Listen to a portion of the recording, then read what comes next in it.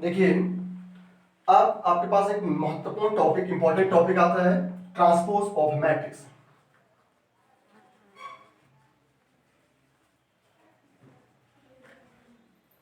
Transpose of matrix it mean परिवर्त आव्यूह।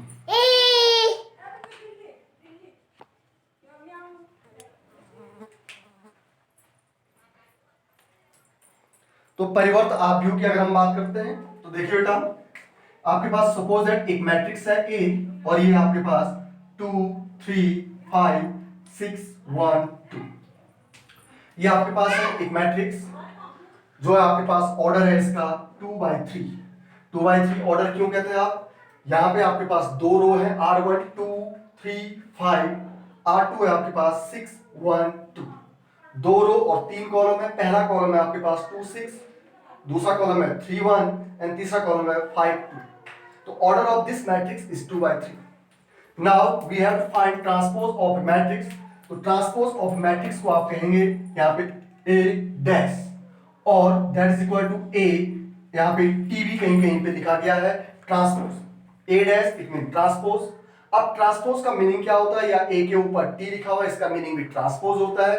तो इसका मीनिंग है रो को चेंज करना इन कॉलम में और कॉलम को चेंज करना इन रो में। तो फर्स्ट रो देख रहे हैं आप 2 3 5, तो ये आ जाएगा आपके पास 2 3 5। फर्स्ट रो थी, आपने इसको फर्स्ट कॉलम बना दिया। इसके बाद सेकंड रो है 6 1 2, तो इसको भी क्या कर दिया आपने? कॉलम बना दिया। और आप देखते हैं यहाँ पे इसका ऑर्डर क्या होता है 3/2। तो ये आपके पास ट्रांसपोज ऑफ मैट्रिक्स है, इंपॉर्टेंट टॉपिक है, जब ध्यान से देखेंगे। एक बार फिर सुन लीजिएगा। How we can find the transpose of matrix? We change row in column and column change in row. तो आपको फाइंड आउट होता है transpose of matrix and order will be changed. इसके बाद इसी में बात आती है आपके पास symmetric matrix. Symmetric matrix, symmetric matrix means सममित आव्यूह।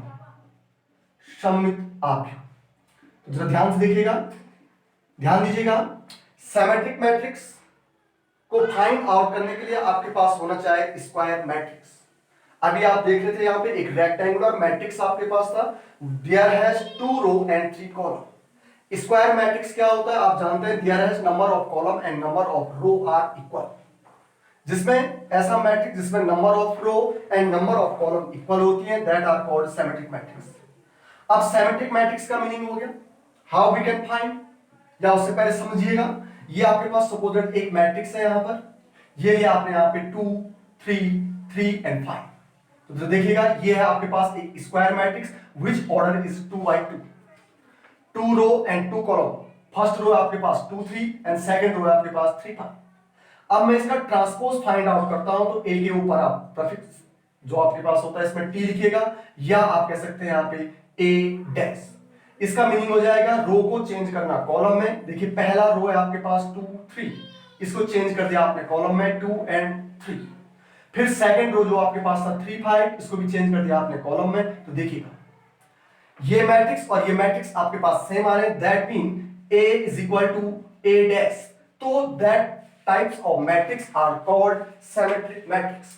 अगर आपके पास A is equal to A dash आ रहा है तो वो मैट्रिक्स आपका क्या होगा? सिमेट्रिक मैट्रिक्स होगा। ठीक, अब how we can find the symmetric matrix? For that तो ध्यान दीजिएगा, सपोज आपको एग्जांपल याद नहीं है, एक एग्जांपल ले रहा हूं मैं। ये आपके पास suppose that A is equal to 2 6 1 7। आप देखेंगे every element of this matrix are different. सारे के सारे अवयव जितने भी इसमें एलिमेंट है, all element are different. Now how we can find the symmetric matrix? For that first of all we get the transpose of this matrix A dash. हमने इसका ट्रांसपोज फाइंड आउट किया, तो ये होगा आपके पास 2 6 आपके पास रो था, तो इसका आ जाएगा कॉलम। 1 7 सेकंड रो था, तो इसका आ गया आपके पास column. Now we add both this matrix, दोनों को ऐड करते हैं आप, तो आता A प्लस A डैश। जानते हैं आप कि करस्पॉन्डिंग एलिमेंट्स को ऐड किया जाता है। करस्पॉन्डिंग एलिमेंट का मतलब हुआ first element of first matrix in first row या फर्स्ट कॉलम, आप जो भी कहें। वही सेम सेकंड रो या सेकंड मैट्रिक्स के फर्स्ट रो और फर्स्ट कॉलम का फर्स्ट एलिमेंट। जैसे 2 + 2 आपका हो जाएगा 4, 6 + 1 की आप बात करते हैं, तो पहले आप लिखना चाहते हैं इसको तो इस टाइप से लिखिएगा पहले पूरा। यह आ जाएगा आपका 2 6 1 7 एंड प्लस यहाँ पे हो जाएगा 2 1 6 7। हमेशा ध्यान रखिएगा कि रो को आप पहले लिखते हैं बिकॉज उसका रीजन है। ऑर्डर देखिएगा आप 2/3, फर्स्ट आप रो की बात करते हैं, सेकंड में आप कॉलम की बात करते हैं, बहुत छोटी सी बात। तो देखिएगा इसको ऐड करते हैं आप यहाँ से, ऐड करें करस्पॉन्डिंग एलिमेंट, 2 + 2 आपका हो जाएगा 4, 6 + 1 आपने कर दिया यहाँ पे 7, फिर 1 + 6 आपका हो जाएगा 7, 7 and 7 हो जाएगा आपका 40। Now suppose that matrix is B, suppose that ये मैट्रिक्स क्या कहते हैं हमने, बी कह दिया। अब इसमें आप कह सकते हैं यहाँ से बी का transpose B dash that is equal to 4 7, ये रो थी कॉलम बन गया 7 40। तो आप देख रहे हैं बी और बी डैश क्या है, सेम है। देखिए first element of first row is 4 4, second element of first row is 7 also is 7। यहां देखिएगा second first element of second row are same and second element of second row are same 14 14।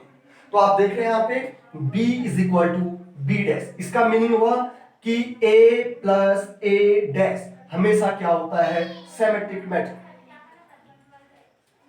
Symmetric matrix.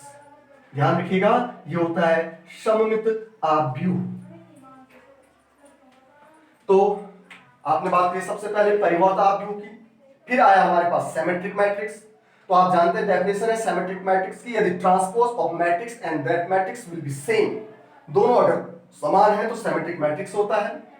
For example हमने क्या, हमें नहीं पता है example कि कैसे सिमेट्रिक प्राप्त होता है, कैसे सिमेट्रिक होता है, तो हमने क्या, कोई सा भी मैट्रिक्स ले लो, एक इसका ऑर्डर है 2/2। Now we find A transpose, transpose means परिवर्त हमने प्राप्त किया 2 1 6 7 आपके पास आ गया, दोनों को ऐड किया तो a प्लस a डैश करके हमेशा आपके पास एक सिमेट्रिक मैट्रिक्स फाइंड आउट होता है। तो जरा आप इसको ध्यान में रखेंगे, a plus a dash is symmetric matrix.